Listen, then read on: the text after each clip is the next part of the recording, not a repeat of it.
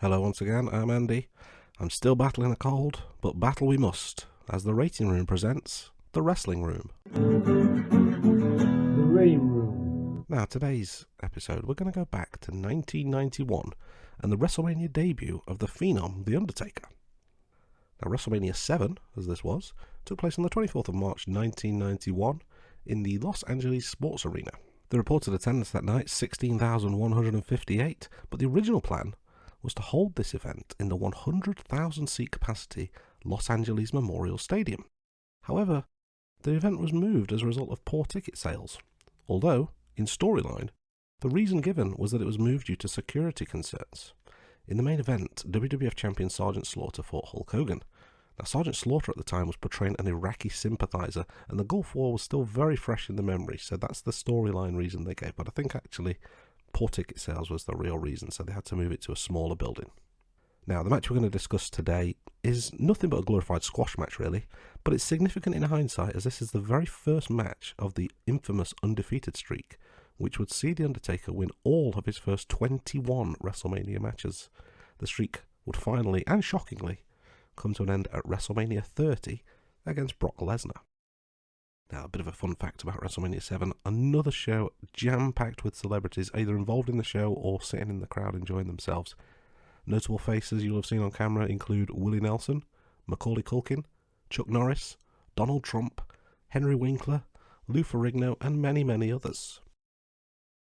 Now, the card itself was packed with matches. They included The Rockers, Shawn Michaels and Marty Jannetty defeated The Barbarian and Haku. Texas Tornado beat Dino Bravo. The British Bulldog pinned the Warlord.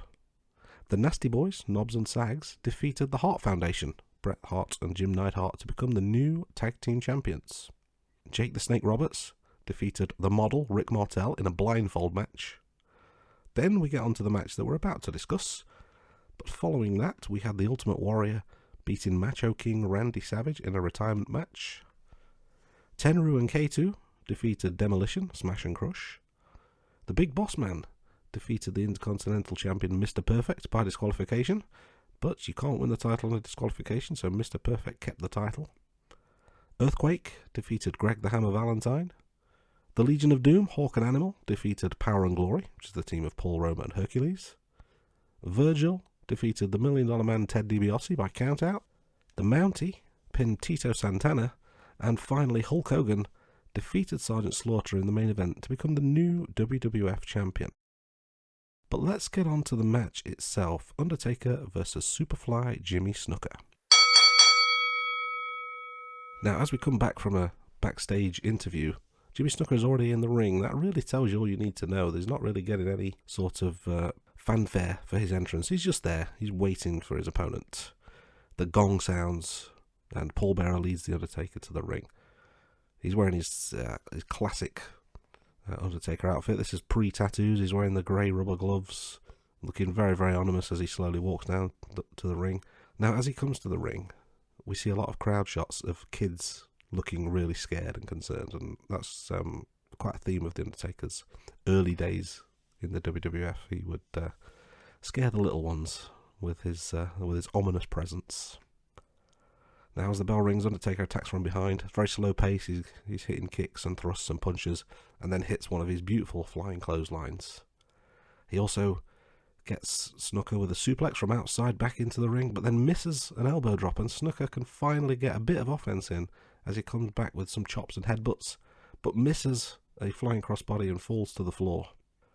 He tries to springboard back in, but the Undertaker catches him in midair. Bit of a fumble, but then Taker lifts him up for the Tombstone Piledriver.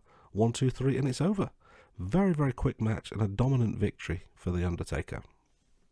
Now, in terms of ratings, as mentioned before, we're going to be looking at Dave Meltzer's star ratings from the Wrestling Observer and Cage Match. Now, Dave Meltzer only gave this a 1-star rating, and I guess the lack of action, the shortness of the match probably contributed to that. And in fact, Cage Match say this is not eligible because they only rate matches that are 5 minutes or longer, and this was only 4 minutes and something.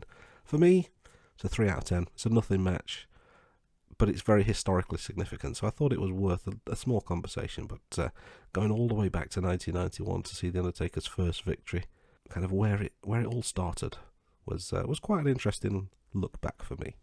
But 3 out of 10. And that's it. Thanks for listening. We'll have more matches coming for you soon, right here on The Wrestling Room.